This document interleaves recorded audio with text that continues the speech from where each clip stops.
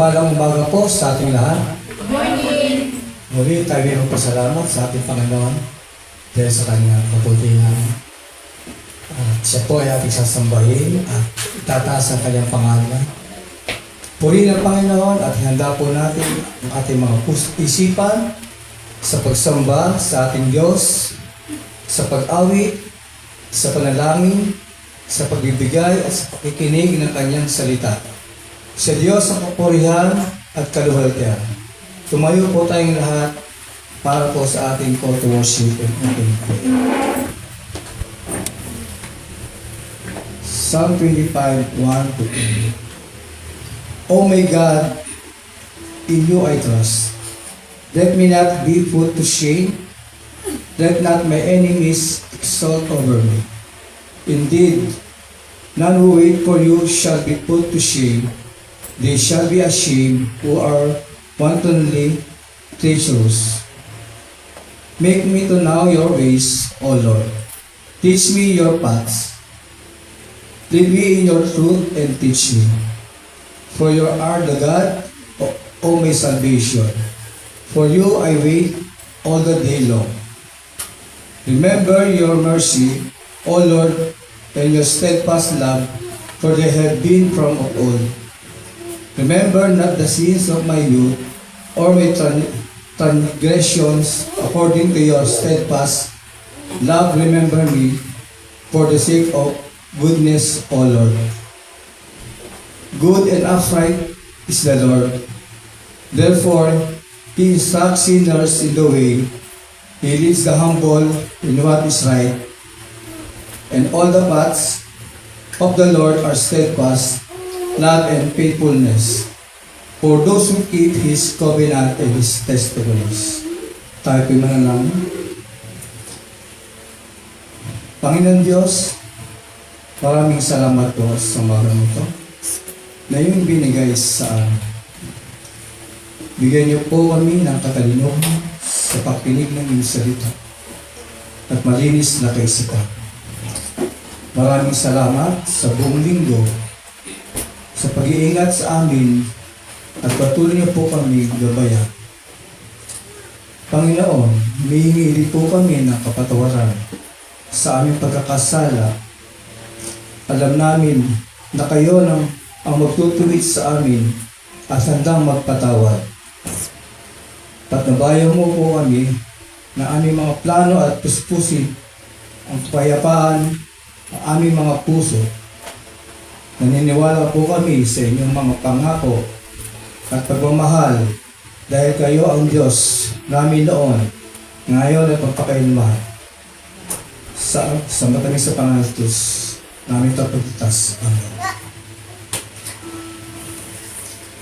Inahayaan ko po ang lahat upang umawit ang papuri at pagsamba sa ating Panginoon sa pangunguna po ng ating kapatid na si AJ Alparo. Sabay-sabay po natin itaas ang pangalan ng Panginoon.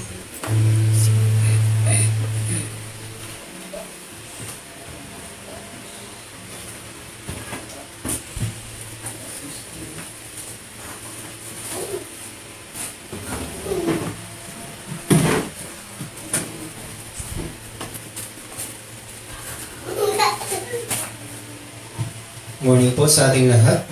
Morning! Psalm 100 verses 4-5 says, Enter His gates with thanksgiving, and His courts with praise. Give thanks to Him, bless His name. For the Lord is good, His steadfast love endures forever, and His faithfulness to all generations. Ayon sa mga awit, nilalang tayo ng Diyos upang papurihan at pasalamatan Siya. Worship is at the very core of our being. Sabi sa Psalm 100, Make a joyful noise to the Lord, all the earth. Serve the Lord with gladness. Come into His presence with singing. Know that the Lord, He is God. Nagbubuhat sa ating pagkilala na Siya ang Diyos na lumalang sa atin at Panginoon ng lahat. Ang ating awitan, kagalakan at kasiyahan sa Kanya ay humahantong sa paglilingkod sa loob ng Kanyang dakong banal at mas malalim na pagkilala na Siya ang dakilang pasto na nag-iingat sa atin. We worship outside the gates, as much as we worship inside His gates. Because worshiping God involves all of life. Siya ang nagbigay buhay sa atin. Siya ang tumubos sa atin sa pamamagitan ng kanyang anak. Siya ang nag-iingat sa atin at siya ang nagkaloob ng buhay na walang hanggan. In response, we offer Him our lives. Kaya nga ganito rin ang utos ng New Testament sa lahat ng mananampalataya. Alang-alang sa masaganang habag ng Diyos sa atin, kay namamanhik sa inyo. Ialay ninyo ang inyong sarili bilang handog na buhay, banal at kalugod-lugod sa Kanya. Sapagkat pinahayag sa Ebanghelyo na mabuti ang Panginoon, pag-ibig niya ay walang hanggan. Siya'y Diyos na mabuti laging tapat sa Kanyang bayan. Sa Kanya ang karangalan magpakailanman. Amen. Halina't umawit tayo, magpuri at magpasalamat sa Diyos na mahabagin at makapangyarihan sa lahat. Let's sing Reformation song.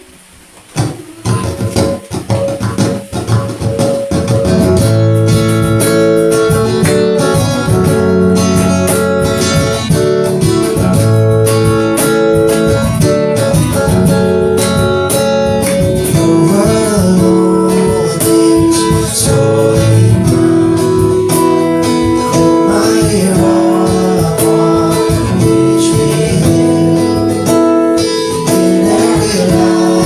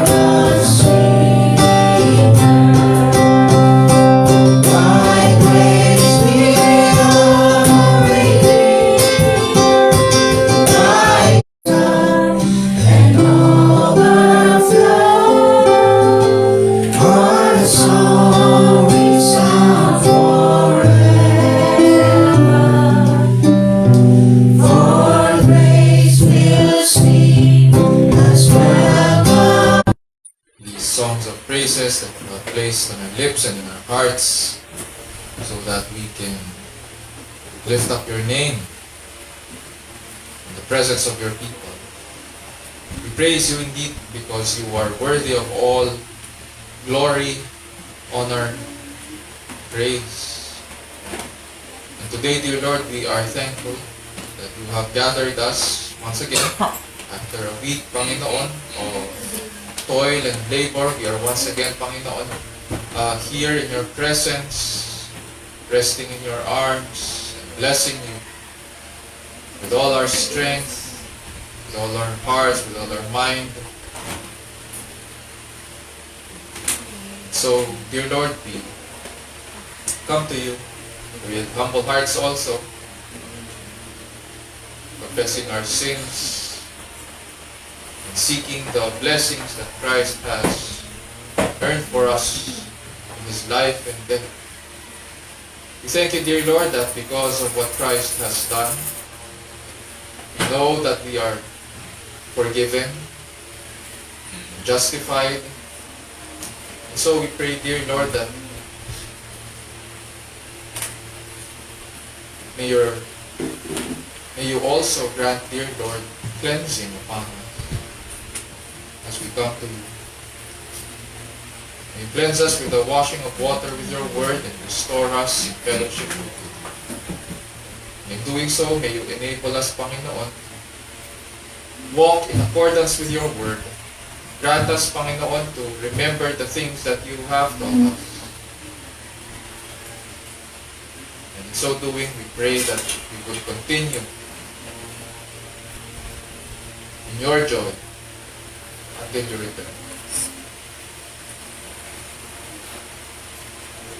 Dear Lord, we thank you that through this ministry we are able to serve one another through the gifts that you have given us.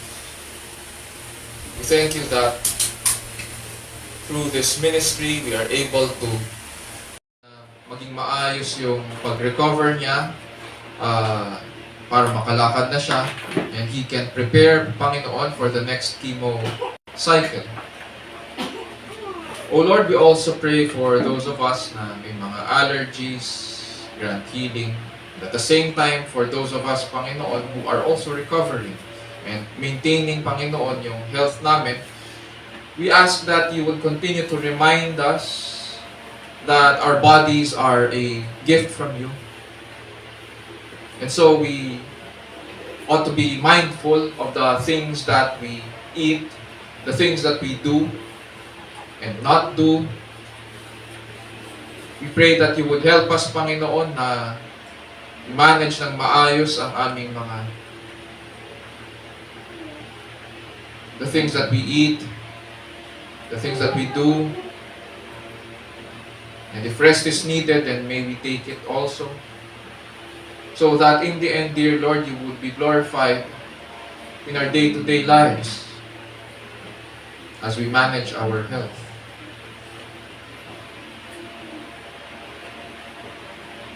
We pray, O Lord, also for our students. Some of them, Panginoon, ay nagsimula na sa kanilang summer vacation. Others, patapos pa lang and have to submit yung mga requirements needed. Are also preparing for exams. We pray for wisdom, guidance upon them. O Lord, we pray that you would show them how we show them your goodness, dear, to prepare para sa mga exams nila. May they pass these with flying colors.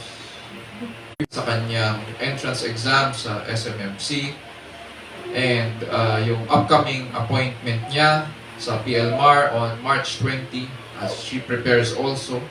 Nawa, Panginoon, maging maayos yung preparations niya so that she would come to so that she would take her exams with confidence as well.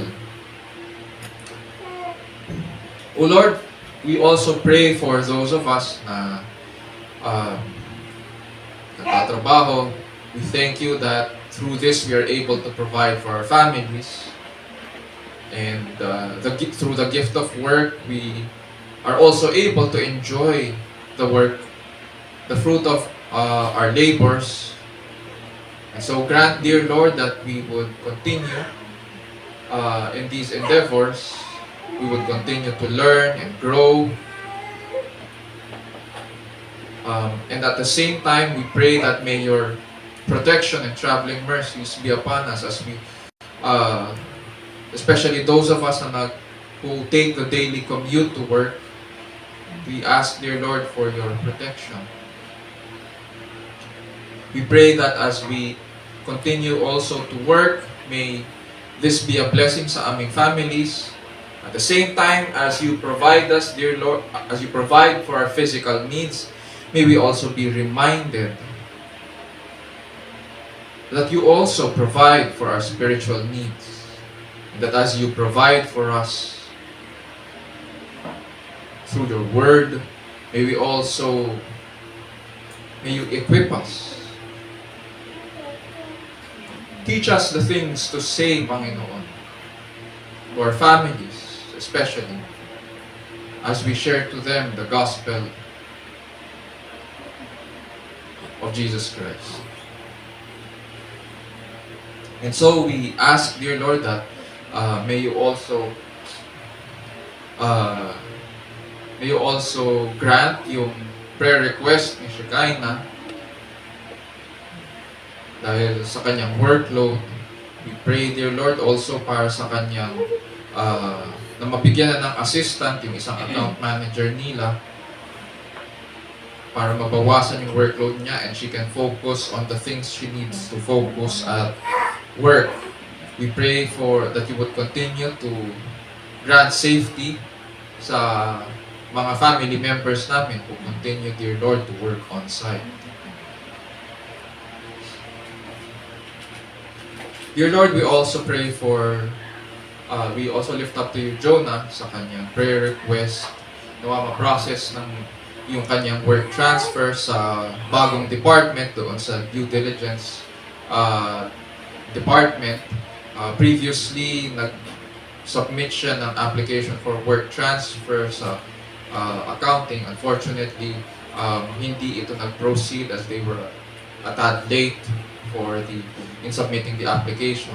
This time, dear Lord, we pray that they would be able to fulfill yung requirements doon sa process and nawa ma-schedule, Panginoon, yung kanyang interview even as he follows it up sa mga designated personnel sa kanilang office. Grant him wisdom. We pray, dear Lord, na makita yung kanyang potential and the skills that he can offer doon sa department that he would be transferring. Dear Lord, we thank you that through this we can serve one another, we can remember one another. We thank you that you continue to provide for us. And so we pray that as you provide for your people, as you also show us that we are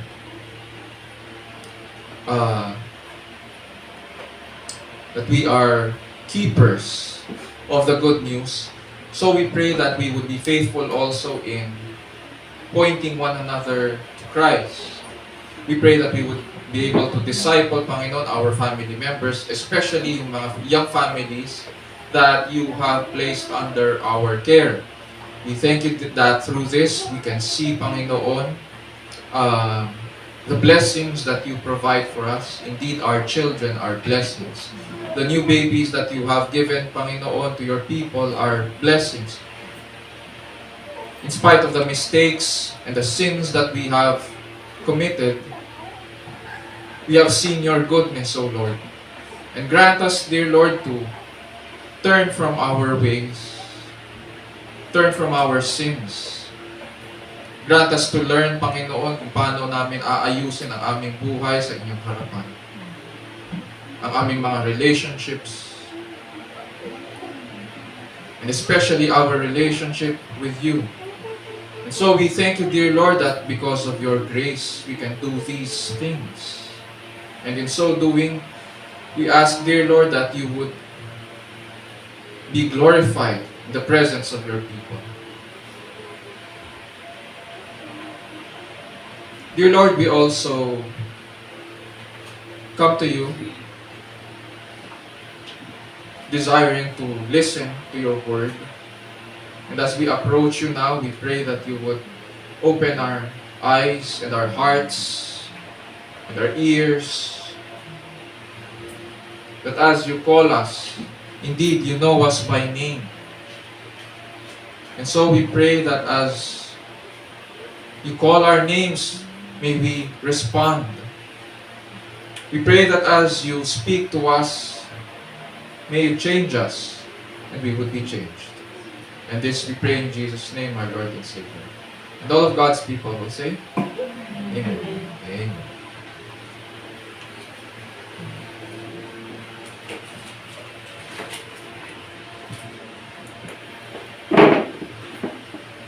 Ngayon po ay dadakon tayo sa salita ng Diyos na magpumula po sa John 17:13-16 sa pamumuna po ng ating kapatid na si John Fairbanks. Tumayo po tayong lahat bilang paggalang sa salita ng Diyos.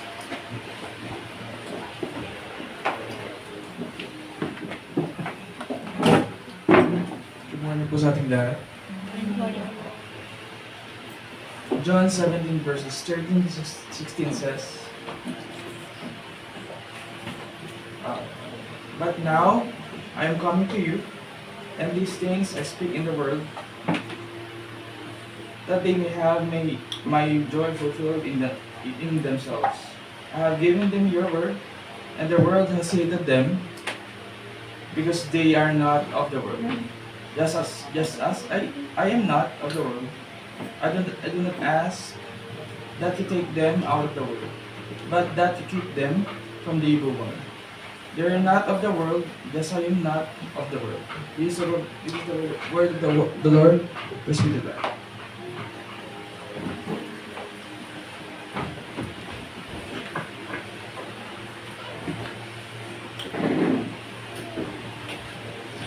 Ang salita ng Diyos ay katotohanan at ito ay kanyang kinasiya. Nagtuturo ito ng katotohanan tungkol sa ating Diyos. At ito rin ay nagsasaway at nagtutuwid sa bawat mananampalataya. Sinasanay tayo nito kung paano ang matuwid na pamumuhay ayon sa kanyang kalooban. At kung paano ang tamang pagsamba sa tunay at nag-iisang Diyos. Ayon po yan sa 2 Timothy chapter 3 verses 16 to 17.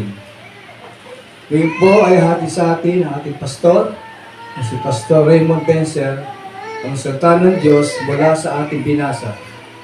Nawa ang banal na Espiritu ang siyang kumilos at tumulong sa atin sa araw na ito upang makita natin ang kagandahan at katapilaan ng kanyang salita. Ang Ebanghelyo ng Diyos at tagapagligtas na si Jesucristo.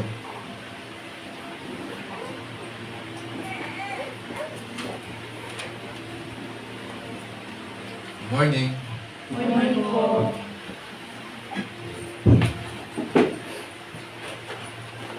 Nasa John 17 pa rin po tayo sa ating pag-aaral. This time po, nasa verses 13 to 16 po tayo. Kaya niyo pong basahin po naman ang ating passage, this time po sa Tagalog. So, John chapter 17, verses 13 to 16. At ganito po ang sinasabi. Ngunit ngayon, ako'y papunta na sa iyo. At sinasabi ko ito habang ako'y nasa sanlibutan upang mapuspos sila ng aking kagalakan. Naibigay ko na sa kanila ang iyong salita at kinapuotan sila ng sanlibutan. Sapagkat hindi na sila makasanlibutan tulad kong hindi makasanlibutan. Hindi ko idinadalangin alisin mo sila sa sanlibutan, kundi iligtas mo sila sa masama. Hindi sila makasanlibutan tulad kong hindi makasanlibutan. Ito po ang salita ng Diyos, purihin ang ating Panginoon. Sa Christian theology po, ang teaching ng perseverance of the saints o pagpapanatili ng mga banal ay tumutukoy po sa kagandahang loob ng Diyos sa buhay ng mga mananampalataya upang ingatan sila at manatili po sila sa Panginoon hanggang sa huli. Yun ang tinatawag natin na perseverance of the saints. It refers to God's grace in our lives to keep us until the end. Sa mga tuwid sa biyaya ng Diyos, ang tunay po na hinirang ng Ama, ang tunay na hinirang po ng Ama, ay magpapatuloy kay Kristo hanggang huli. On the other hand, it is also said na ang pagpapanatili sa mga banal ay ang preserving work of God. So, those who persevere until the end are those who are being preserved by the Lord till the end. Ulitin ko po, those who persevere till the end are those who are being preserved by the Lord until the end. Sa ibang circles, ang preservation of the saints ay mas kilala na yung, siguro narinig na natin ito, yung once saved, always saved. Pero hindi po tama kasi ang nagiging connotation ng once saved, always saved. Nagkakaroon ng masamang attitude dito, ay, so nakakilala ako sa Panginoon, since once saved, always saved, edi kahit mamuhay ako sa kasalanan, okay lang, total saved ako. Hindi po tama yun. Again, uulitin ko, dahil saved ka sa Panginoon, dapat mag-persevere ka by God's grace till the very end. And those who persevere till the very end, by God's grace, are being preserved by His grace till the very end. In our passage today, ang point of view na binibigay po sa atin ng Scripture ay hindi lamang activity natin. Yes, may cooperative activity tayo sa pag-persevere. Pero ang tinitignan natin dito sa ating passage ay yung lalim ng biyaya ng Diyos sa ating buhay para ingatan tayo hanggang sa huli.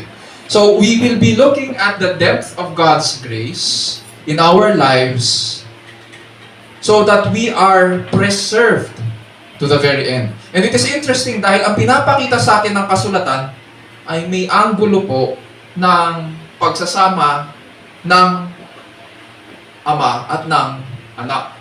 Kadalasan, pag pinag-uusapan kasi ang preservation of the saints, or perseverance of the saints, it is God's relation to man.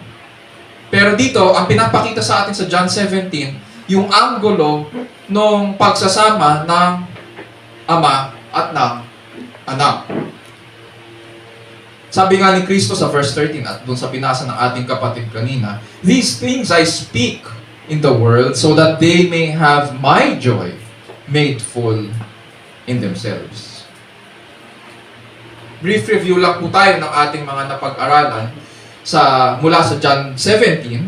Tinanong po natin what are the truths that we learn about the relationship between the Father and the Son and God's plan of redemption in Christ's prayer of obedience. Dun sa verse 1a, truth number 1, napag-aralan natin that in His incarnation or humanity, Christ submitted to the Father. And truth number 2, sa verse 1b, Christ has full knowledge of God's sovereign plan of redemption and lived consciously by this plan. Truth number 3, sa verse 1c naman, Christ desires that the Father be glorified in His crucifixion and death. And in verses 2 to 3, truth number 4, it is only Christ who has the power to give eternal life to those the Father has given Him. Wala sa iba. Not even the church. It is only in Christ that we find eternal life. Truth number 5, verses 4 to 5, in the Trinity, Christ is the only person possessing two distinct natures, divine and human, to accomplish the task of redeeming God's people for God's glory. So, si Christ lang ang only person of the Blessed Trinity na may two natures, divine and human, para ma-accomplish ang plan of salvation. Last week na pag-aralan natin yung truth number 6, verses 6 to 8. Christ's followers are chosen by the Father and given as a gift to the Son for redemption. So, tayo na sumusunod kay Kristo, we are given to Christ from the Father as gifts to the Son for redemption, for the purpose of redemption or for the purpose of salvation. And then in truth, yung truth number 7, verses 9 to 10, Christ forever intercedes for His followers because they first belong to the Father and He is glorified in them. Na pag-aralan natin na nagpapatuloy ang ministry ni Christ even to this very day, habang humaharap siya sa Ama, patuloy siyang nananalangin para sa atin. And then truth number 8, verses 11 to 12, Christ wants His Father to preserve His disciples so that they remain united until He returns. So ang basis ngayon ng fellowship natin at pagkakaisa dito sa lupa ay ang pagsasama ng Ama at ng Anak. Panalangin ko po mga kapatid at kaibigan na mag-minister ang mensaheng ito sa bawat isa sa atin ngayon. Especially sa atin na nababalisa o naguguluhan sa ating pananampalataya at buhay. Nawa makilala po natin ang Panginoong Jesus na siya po ang ating kagalakan para manatili tayo sa Kanya hanggang huli. Upang matutunan nating tumugon sa maayos na pagsamba sa presensya po ng Diyos, sa ilalim po ng kapangyarihan ng Diyos, at para po sa kalwalhatian ng ating dakilang Diyos. Our question remains the same.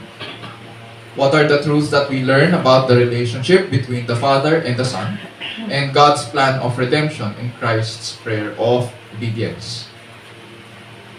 This now leads us doon sa verse 13. By this time po, katulad ng nabanggit natin the previous weeks, wala po si Jesus Christ at ang kanyang mga alagad ay wala na po sa upper room. Tapos na po ang Lord's Supper by this time. Pero hindi pa po sila nakakarating sa Garden of Gethsemane. So along the way, habang naglalakad sila papunta doon sa halamanan, ay tumigil sila probably sa tabi at nanalangin ang Panginoong Jesus. Within earshot ng kanyang mga apostol, narinig nila ang kanyang dalangin para sa kanila. So, dito sa verse 13, ganito po ang sinasabi, "But now I come to you, and these things I speak in the world, so that they may have my joy made full in themselves." So after Jesus tells the Father why He prays for them, why He prays for His disciples, He mentions now the purpose of His ministry and His prayer in relation to His disciples. Last week, napag-aralan po natin ang ministry ni Jesus Christ in relation doon sa Father. At sabi po niya, katulad sa verse 4, "I glorified you on the earth, having accomplished the work which you have given me to do." And then in verse 6, sabi niya, "I have manifested your name to the men whom you have given me out of the world." Maliwanag na kung ano ang ministry ni Jesus Christ during this time. And it is to reveal the Father. And it is to reveal His name, yung qualities, yung excellencies ng Ama sa kanyang mga alagad. And then in verse 8, sabi niya, "For the words which you gave me, I have given to them." So sa pag-fulfill niya ng kanyang ministry na ipahayag ang Ama, ninais niya na maluwalhati po ang Ama sa pamamagitan ng pagpahayag niya ng lahat ng salita ng Ama sa kanyang mga alagad. And then in verse 13, patuloy niyang dinadalangin sila sa Ama habang naririnig nila siya. At yung sinabi niya na these things that I speak in the world ay tumutukoy po sa kanyang preaching ministry at sa kanyang panalangin dito. Sapagkat alam na po niya na malapit na po siyang umalis. Mamamatay na siya at mabilis na siyang mawawala sa kanila. Pagkatapos niya mamatay, mabubuhay siya after 3 days. He will stay for a while, ng ilang araw, and then aalis na siya.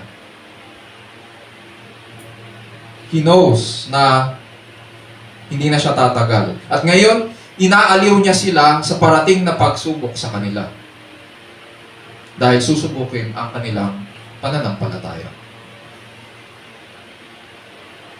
Sabi niya, so that they may have my joy made full in themselves. Mapapansin po natin na ang tinutukoy na kasiyahan o kagalakan ng Panginoon dito sa passage ay hindi isang ordinaryong kagalakan. Hindi ito nakabase sa ating kagustuhan. Halimbawa na lang, kapag matagal mong pinaghirapan ang isang promotion sa trabaho o mahirap na isang pakikipaglaban dahil sa isang karamdaman. Hindi yun ganon. Hindi yun yung kasiyahan na tinutukoy dito na nagmumula sa ating mga efforts. Ang tinutukoy dito, although true and valid, ang kasiyahan na nararamdaman natin kapag napagtatagumpayan natin ang ating mga circumstances, ang tinutukoy dito ng Panginoong Hesukristo, notice yung emphasis. My joy. It is Christ's joy. And He is giving this joy to them in the face of the coming conflict. Binibigay niya ang kanyang kagalakan sa kanila. How? How does He give it to them? By preaching to them the good news of God's love at pag-display ng kanyang humility and obedience sa Ama. And of course, by praying for them. At naririnig nila ang kanyang panalangin sa Ama ukol sa kanila. Sabi po sa Tagalog, sinasabi ko ito habang ako'y nasa sanlibutan upang mapuspos sila ng aking kagalakan. And so He wants yung full measure of His joy na mapunta sa kanila, na umapaw sa kanila, at mapa sa kanila ito para makapagpatuloy sila kasi aalis na siya eh. The only way na makakapagpatuloy tayo sa Panginoon is if we have Christ's joy, if He gives it to us.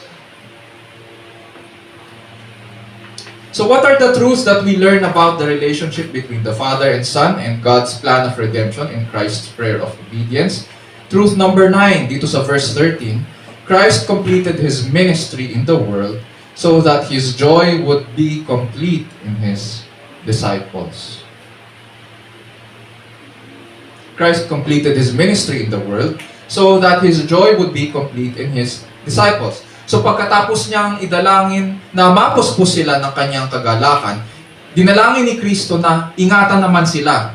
In our passage, may dalawang uri po ngayon ng kaaway na makikita tayo na it would seem na that would be in conflict sa mga tagasunod ni Kristo. Dalawa yan. Ang sanlibutan at yung tinatawag sa Tagalog na masama. Sa English, the evil one. Ito ang magpapahirap sa paglilingkod. Verses 14 to 16. Sabi sa 14a, I have given them your word and the world has hated them. So, ang gift ni Jesus Christ sa kanyang followers ay yung kanyang salita.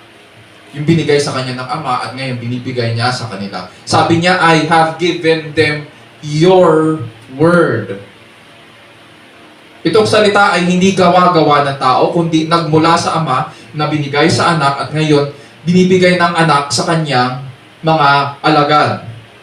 Binibigay niya ito sa mga nagmamahal sa kanya, sa mga sumusunod sa kanya. At dahil itong salita ang nagbago sa kanila, at ito ang kanilang tinanggap at ipapahayag sa mundo, anong response ng mundo sa kanila? Kapopootan sila ng sanlibutan.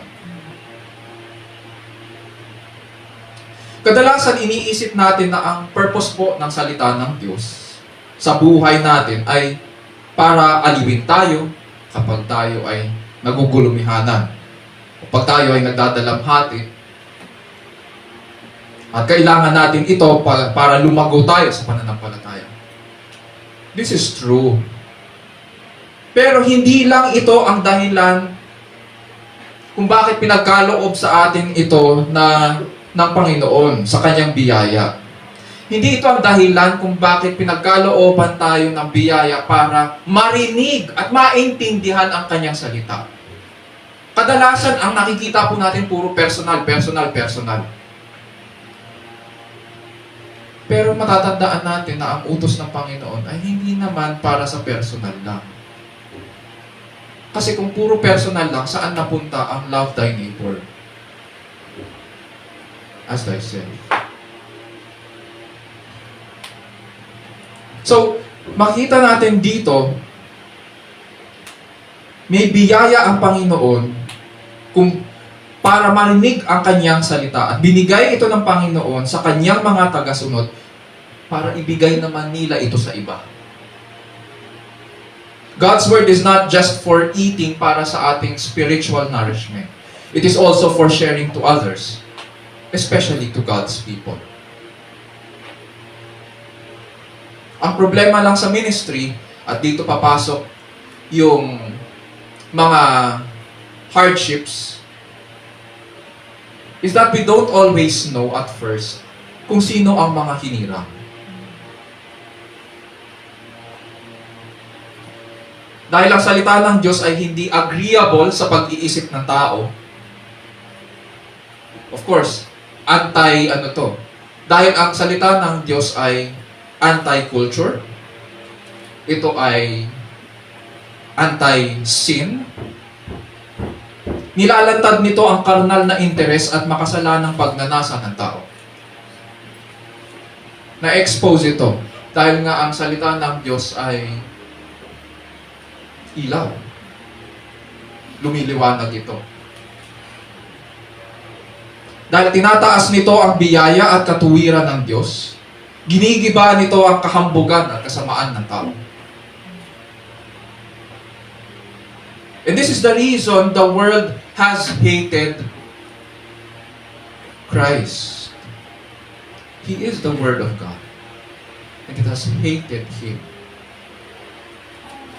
And because it hates Him, the world also hates God's people. The message we bring is neither of sinful man nor agreeable to them. This word is of God. It belongs to Him. And I must admit, at first, hindi talaga natin alam kung sino po ang, when it comes to ministry, hindi po natin alam kung sino ang tatanggap ng salitang ito. Hindi rin natin alam kung sino ang tatanggi. But as we preach it to our families and to our friends, pinapakita ng salita kung sino ang tunay na hinirang, kung sino ang tunay na nabago, at kung sino ang tagasanlibutan. Ganun ang gawain po ng salita. And so, we should not always expect na hindi po tayo, nasanay po kasi tayo na ganito ang ministry. Ay, patanggapin mo siya. Hindi po natin gawain na magpatanggap. Hindi rin po natin gawain na magligtas. Gawain po ng banal na espiritu, gawain po ng Diyos na magligtas. Ang gawain lang po natin ay magpahayag. Hindi po natin kailangang pilitin ang tao na tanggapin yun. Although nasanay tayo, in the past, kahit ako naririnig ko yun, bata ako, at patanggapin si ganyan sa ganyan. Pinatanggap mo na ba ganyan, ganyan. Hindi po natin gawain yun. Ang gawain lang po natin ay ipahayag, ibahagi ang salita ng Diyos. Sapat na po yun. Ang gawain po ng Diyos ay baguhin sila para tanggapin nila ang kanyang salita.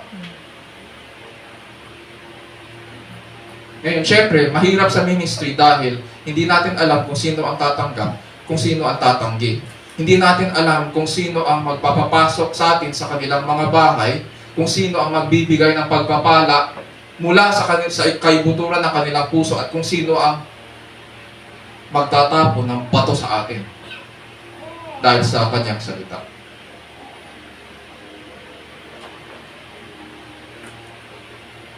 Hindi natin alam. Pero yun ang sinasabi ni Kristo dito.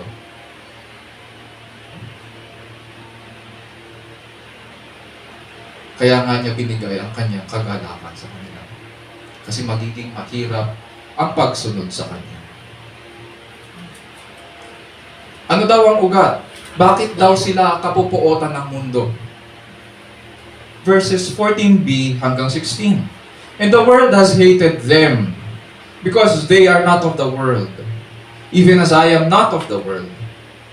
I do not ask you to take them out of the world, but to keep them from the evil one. They are not of the world, even as I am not of the world. Sinasabi ni Kristo, notice yung language niya, and the world has hated them. Hindi naman sila kinapuotan dahil lang doon sa pagpahayag nila ng salita o dahil sa pag-minister nila ng ebanghelyo sa ibang tao. Hindi naman yun eh. Has hated them. Kahit hindi pa sila mag-minister, the world already hates them. Why? 2 chapters earlier, binigay ng Panginoon ang isa sa mga dahilan na kinapupuotan ng mundo ang mga sumusunod sa Kanya. Sabi niya po sa John 15:18 to 19, if the world hates you, you know that it has hated me before it hated you. If you were of the world would love its own. But because you are not of the world, but I chose you out of the world, because of this, the world hates you. Kaya nung kinapupuotan ng sanlibutan ang mga sumusunod kay Kristo, ay dahil sila raw ay pinili niya mula rito. They are in the world, but they are not of the world. They are in the world, but they do not belong to it. Dalawang beses po na binanggit ng Panginoon, they are not of the world, even as I am not of the world. Sabi niya sa verse 14, because they are not of the world, even as I am not of the world. At saka sa verse 16, they are not of the world, even as I am not of the world. Alam po natin na kapag paulit-ulit ang Bible, kapag inuulit-ulit niya ang mga set of words, it tells us to pay attention. Sinasabi sa atin, mahalagang tandaan ang mga bagay na ito. Huwag niyong kalilimutan. They are not of the world, even as I am not of the world. Dahil nga na kay Kristo tayo, dahil tayo ay kay Kristo, at nandito tayo sa sanlibutan, hindi tayo kabilang sa sanlibutan. Sapagkat iba na po ang ating kalikasan. Iba na. Binago na eh. Kaya kapupuotan ka talaga.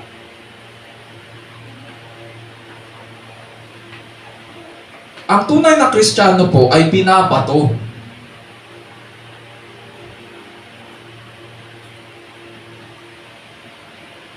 Iba na ang kanyang kalikasan. Sapagkat ang ating mandato sa pamumuhay ay sumunod sa Panginoong Hesus. Sabi kanina sa Psalm 100, doon sa binasa ni Brother AJ, nilikha tayo ng Diyos para sambahin siya. Ayaw yan ng mundo. Ang gusto ng mundo ay sambahin ang sarili nila. Ang gusto ng sanlibutan, sila ang sinasamba. Ganun ang takbo ng mundo. Sambahin ang sarili. Ang ating mandato sa pamumuhay ay sumunod sa Panginoong Hesus, ay luwalhatiin ng Panginoong Hesus. Ang tawag ng sanlibutan ay umayon tayo sa takbo niya. Paano mangyayari yun na bago na? Na umayon tayo sa takbo niya, sa pamumuhay at mga pagnanasa nila. Ngunit dahil hindi ka na umaayon, sigurado puputsain ka. Katulad ng ginawa nila kay Kristo. Siguradong uusigin ka. Tulad ng ginawa nila kay Kristo. Bukod sa iba na ang ating mandato, iba na rin ang ating ugnayan. Dahil hindi ka na kabilang sa sanlibutan, others ka na. outside ka na. Taob ka na, nasa labas ka na. At hindi ka na lumalakad sa dati mong pamumuhay, tatanggihan ka nila at pahihirapan nila tulad ng pagtatanggi at pagpapahirap nila sa ating Panginoon. Sabi ni Kristo, they are not of the world, even as I am not of the world. Kapag sinilip po natin ang church history, makikita po natin kung paano pinahirapan ng sanlibutan ang early church at ang ating mga fathers of the faith. Pakinggan lang po natin itong short history. Pasisilip ko lang sa inyo kung anong nangyari sa mga mananampalataya noong unang panahon. Kapag binasa po natin ang Philippians at i-connecta natin to sa 2 Corinthians, na pag-aralan natin ito yung tungkol sa scheduling ng pagbibigay. Hindi natin pag-uusapan ang pagbibigay ngayon. Pero yung background doon, bakit inayos ni Apostol Pablo yun, ay sapagkat naghirap economically ang churches sa Macedonia. Kabilang doon ang Philippi. Bakit sila naghirap economically? Dahil nakakilala sila kay Kristo. Ayaw na silang tangkilikin ang kanilang mga customer. Naging nakakilala ka kay Kristo, ayaw mo magbukas ng araw ng linggo, hindi na ako bibili sa'yo. Hindi na ako suki. Kapag binasa po natin ang Book of Revelation, chapters 2 and 3, bagamat lahat sa 7 iglesia ng Asia Minor ay inusig at ginulo ng sanlibutan, 2 lang po sa 7 churches ang nagtiis at hindi nagpadala sa sanlibutan. Karamihan sa kanila ay pinahayagan ni Kristo ng kanyang hatol.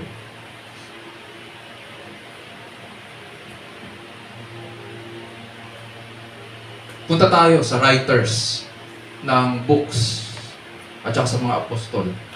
Si Matthew po, also known as Levi, the tax collector, yung sumulat ng aklat ng Matthew, ay sinaksak sa Ethiopia dahil sa kanyang patotoo kay Kristo. Sabi ng iba, sinaksak. Sabi ng iba, tinuhog. Dahil sa kanyang patotoo. Si Mark ay pinakaladkad sa mga kabayo hanggang mamatay.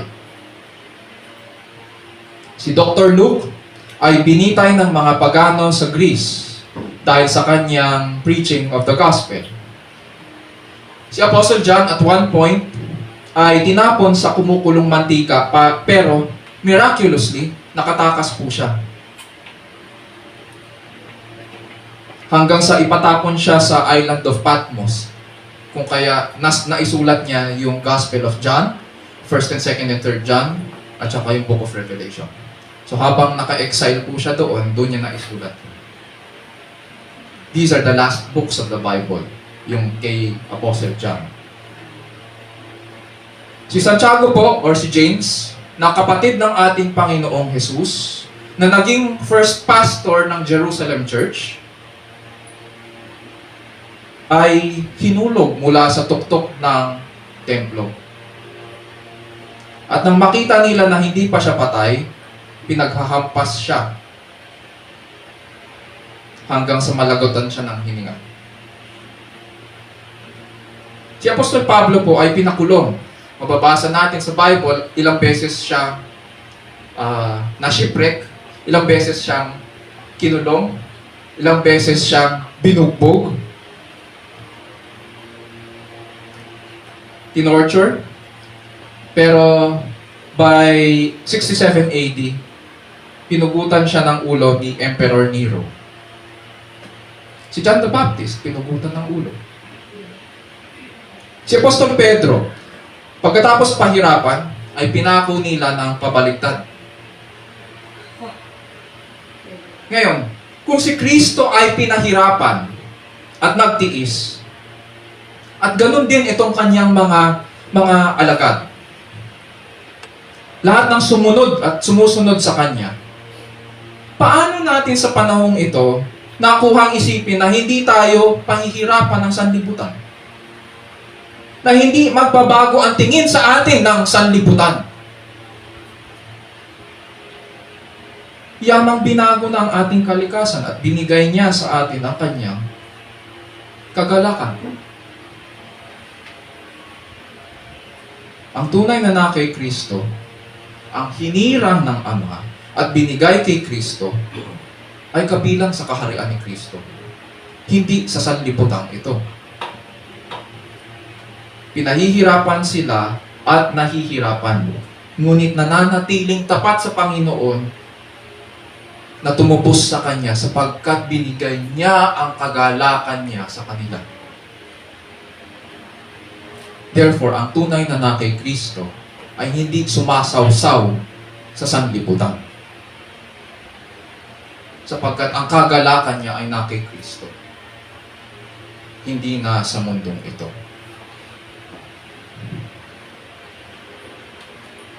Pagkatapos po niya ipahayag ang mga bagay na ito, yung mga hirap na dadanasin ng lahat ng kanyang mga tagasunod, sinambit po niya sa Ama. Ang panalangin kung bakit hindi niya hinihiling na alisin ang mga tagasunod niya. Sabi niya sa verse 11, Holy Father, keep them in your name. Keep them in your name. Verse 15, ang nasa isipan ni Kristo ay hindi sila mawalay sa pag-ibig ng Ama at ng Anak. Ang iniisip ni Kristo ay makasama ulit ang lahat ng mga hinirang na tinitipon niya simula noon hanggang ngayon sa kasaysayan ng tao.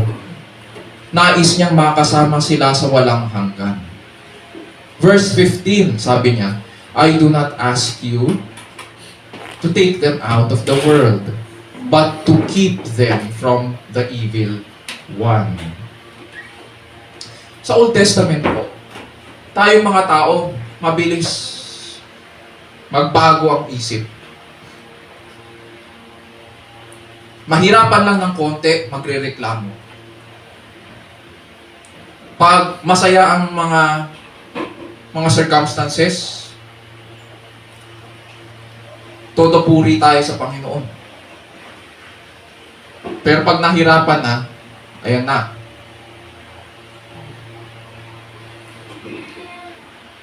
Sa Old Testament makikita po natin, hiniling ni Moises, ni Elijah, at ni Jonah, hindi si Jonah Fairbanks, hiniling ni Jonah na patayin sila ng Panginoon. Dahil sa hirap na naranasan nila sa ministry. Ay, sabi nila sa Panginoon, kunin nyo na lang ang buhay ko. Hindi ko maaaring gawin yan. Nahirapan ako. Ganun tayo, yun yung nature natin. Ngunit dito sa dalangin ng Panginoong Jesus, maliwanag na hindi ito ang direksyon ng Diyos. Hindi direksyon ng Diyos na kunin tayo sa mundong ito. It is interesting dahil ang desire ni Kristo ay ingatan tayo ng Ama. At ang sinasabi niya dito sa verse 13 ay, These things I speak in the world so that they may have my joy made full in themselves. Tapos, talo tayo sa verse 15. Pag kinonekta natin yun doon, ang panukala ng Diyos ay, hindi ko ignadalangin alisin mo sila sa sanlibutan. Kundi iligtas mo sila, ingatan mo sila sa masama. Ano bang ginagawa ng masama? Di ba? Kaya nga masama Alam natin makakasira sa atin yun. I am not merely talking about evil circumstances. Pero yung gawain ng evil one. And he seeks out to destroy the lives of men. Dito sa passage natin, sinasabi ni Kristo, ayaw niyang masira ang buhay ng mga binigay sa Kanya ng Ama. Ayaw niyang mapalayo tayo sa kanyang pag-ibig. Ibig sabihin, ang dalangin ni Kristo ay ingatan ng Ama ang kanyang mga tagasunod mula sa masama. Anong gamit? Anong ginagamit? Gamit ang kagalakan niya na ipinagkaloob niya sa kanila sa pamamagitan ng kanyang salita. Ngayon, natandaan ko bigla, may kinakounsel ako one time. Nagtanong siya sa akin, nagdadalang hati siya. Namatayan. Tapos sabi niya, down na down ako. Okay? Sabi niya, down na down ako, hindi ko alam kung anong gagawin ko. So, kinomfort ko siya.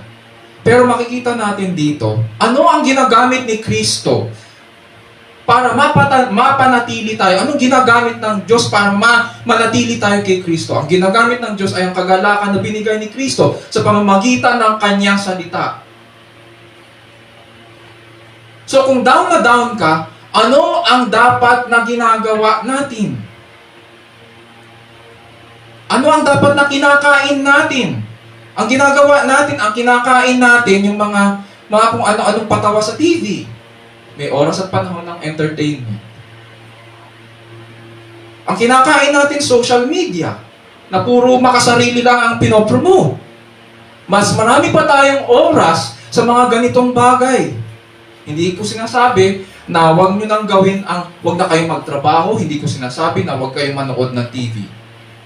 Ang sinasabi ko, tignan natin kung ano ang inilalaan nating oras sa salita versus doon sa mga gawain sa sanlibutan ito. May oras at panahon ang lahat ng bagay.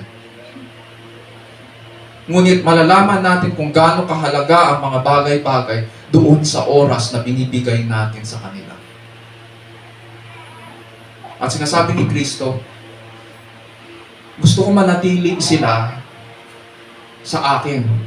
Panatilihin niyo sila sa pamamagitan ng aking kagalakan, gamit ang salita. Ngayon, kung down na down, anong solusyon? Buklatin ang salita. Pag-aralan ng salita. Natandaan ko nung na-depress ako, alam ko kung gaano kahirap buklatin ang Bible. Magulong-magulo ang isip ko, yung binabasa ko hindi ko maintindihan, and yet binabasa ko pa rin. Pinag-aaralan ko. At marami akong tanong sa Panginoon. Pastor na ako nun. Sasabihin niyo, pastor ka na nun, meron ka pa rin mga doubts no time na yon? Meron. Siyempre. Hindi naman ako Diyos eh. Nakakaranas din ako ng kalungkutan.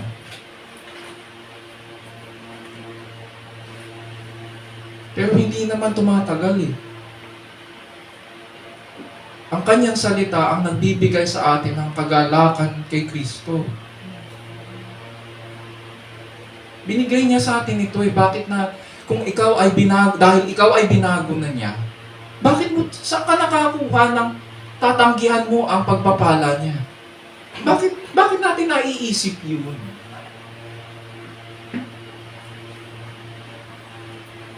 Hindi dapat.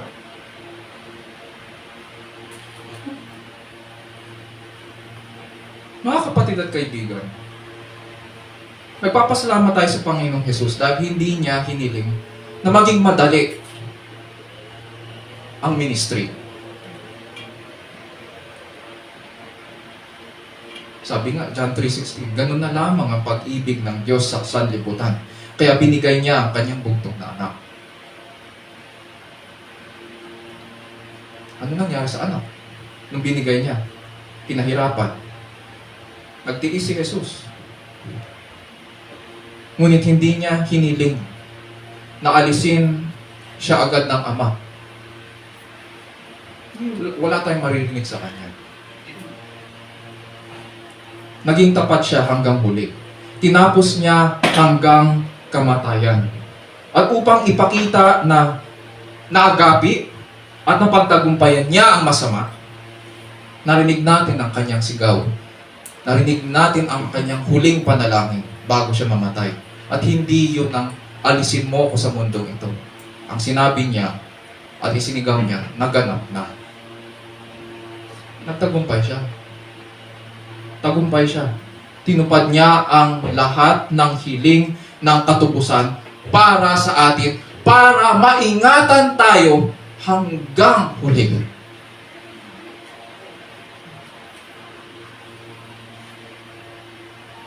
What are the truths that we learn here in the fellowship of the Son and the Father and God's plan of redemption? Sa verse 13, Christ completed His ministry in the world so that His joy would be complete in His disciples. So verses 14 to 16, Christ's followers are not of the world and hated by the world, but it is God who keeps them from the evil one. Pinagkakaloob po ng Panginoong Jesus ang kanyang kagalakan. At nilalagay niya ito sa ating mga puso sa pamamagitan ng kanyang salita upang ihanda tayo na sumusunod sa Kanya, nagmamahal sa Kanya, sa mga parating pa na pagsubok sa ating mga buhay at mapanatili tayo sa Kanya. Binibigay niya ito sapagkat alam niyang pahihirapan tayo ng sanlibutan. At hindi titigil ang kaaway hanggat hindi nasisira ang ating buhay at tuluyan tayong tumalikod sa pananampalataya. Those who are being preserved by the Lord till the very end are those who persevere in Christ's joy to the very end. Those who are being preserved by the Lord till the very end are those who persevere in Christ's joy to the very end. Oh, the depths of God's grace to save us. We are such wretched people. Wretched sinners. Ang mga hinirang ay maiingatan at mananatili tayo kay Kristo sapagkat sinabi ng anak sa Ama, "These things I speak in the world so that they may have my joy made full in themselves." Nguyain natin yun. Christ wants His joy made full in themselves. Isa puso natin ang mga bagay na ito at purihin natin ang ating dakilang Panginoon. Tayo na lang. Dear Lord, we thank You for Your word. We thank You because in it, we are blessed with the joy of our Lord and Savior Jesus Christ. In Your word, dear Lord, we find rest for our souls. We find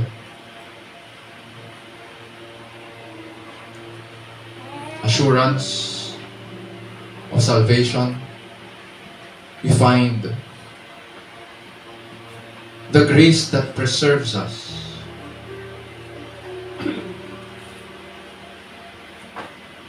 Indeed, dear Lord, in Your word we find Your grace that leads us sinners, wretched sinners, home from death to life forever.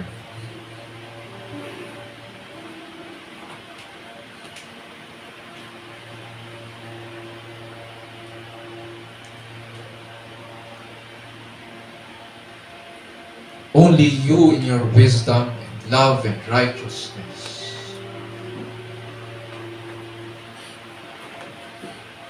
can think about these things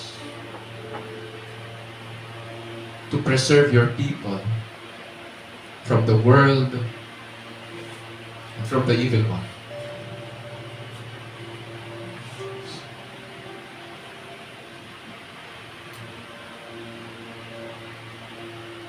O Lord, we are wretched sinners. And so we thank You that because of Christ,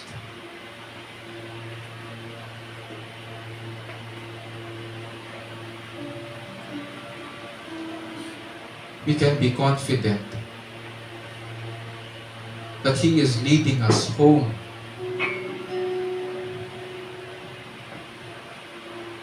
Kami, ano bang magagawa namin sa aming mga sarili? Lugmok na lugmok kami sa aming mga kasalanan. We cannot even save ourselves. We are destined for death. Left alone, we will destroy our lives in our sin.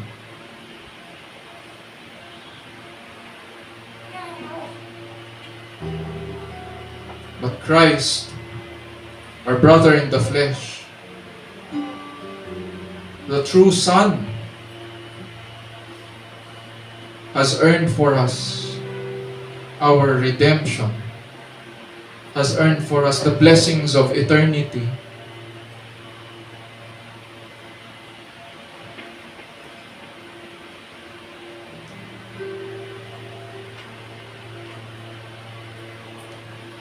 And He is giving it to us.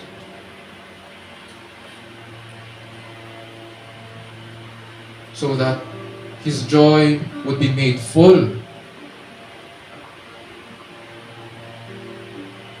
in those who follow Him and love Him. And for this, O Lord, we are deeply thankful.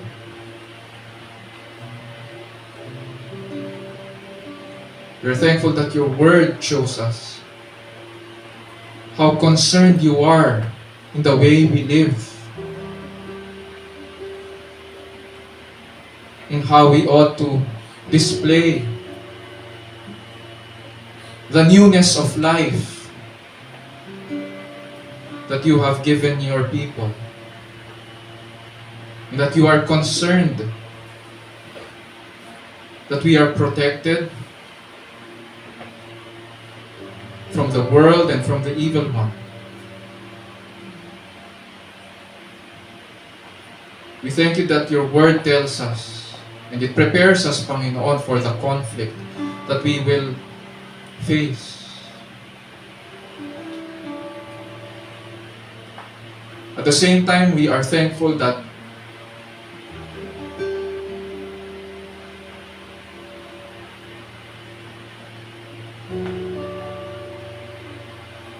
there is no longer any need to fear.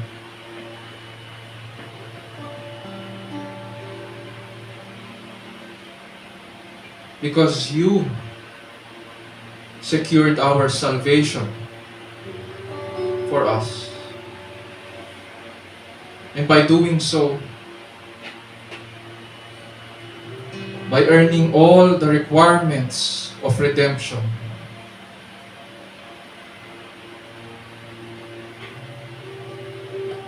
by redeeming us, we are kept from the evil one.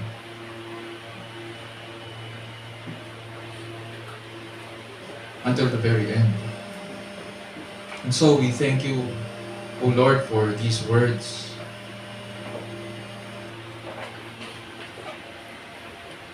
We thank You that You continue to comfort us.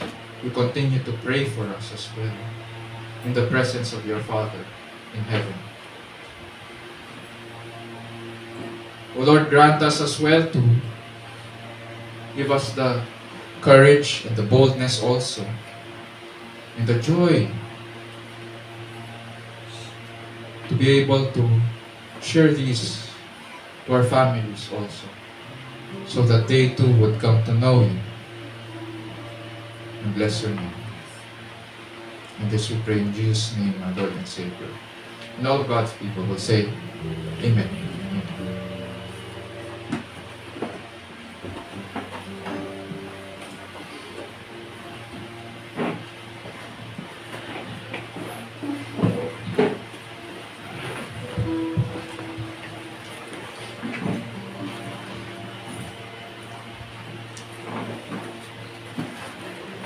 Example natin, 2 Corinthians chapter 8, verses 1 to 9. We want you to know, brothers, about the grace of God that has been given among the churches of Macedonia. For in a severe test of affliction, their abundance of joy and their extreme poverty have overflowed in a wealth of generosity on their part. For they gave according to their means, as I can testify, beyond their means of their accord, begging us earnestly for the favor of taking part in the relief of the saints. And this, not as we expected, but they gave themselves first to the Lord, and then by the will of God to us. Accordingly, we urge Titus that as he had started, so he should complete among you this act of grace, but as you excel in everything, in faith, in speech, in knowledge, in all earnestness, and in our love for you, see that you excel in this act of grace also. I say this not as a command, but to prove by the earnestness of others that your love also is genuine.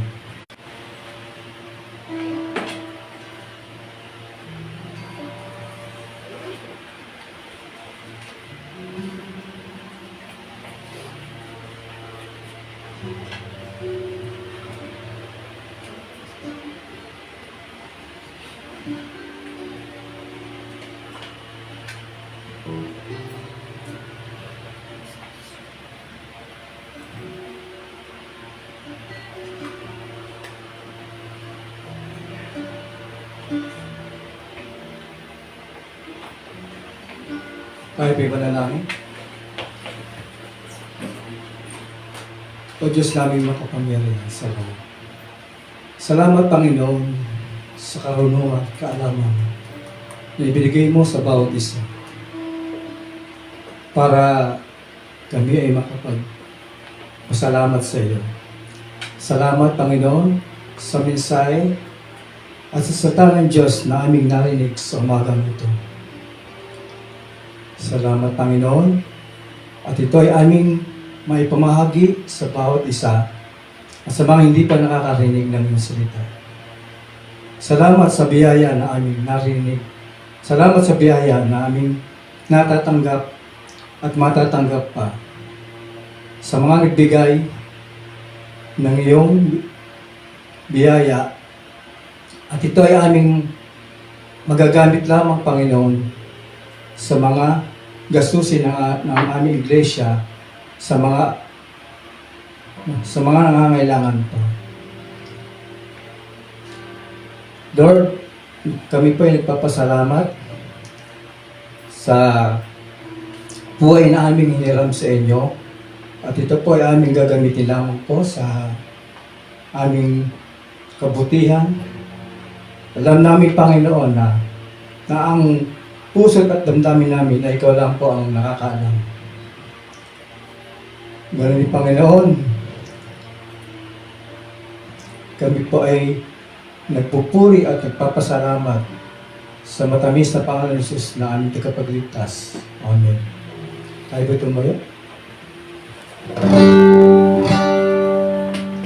Praise God from whom all blessings flow.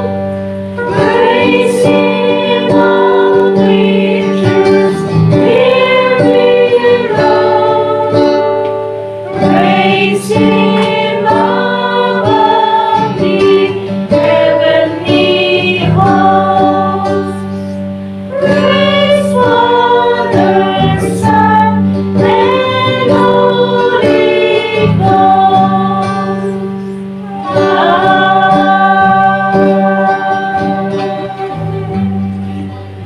Manatili po tayo nakaturo para sa benediction.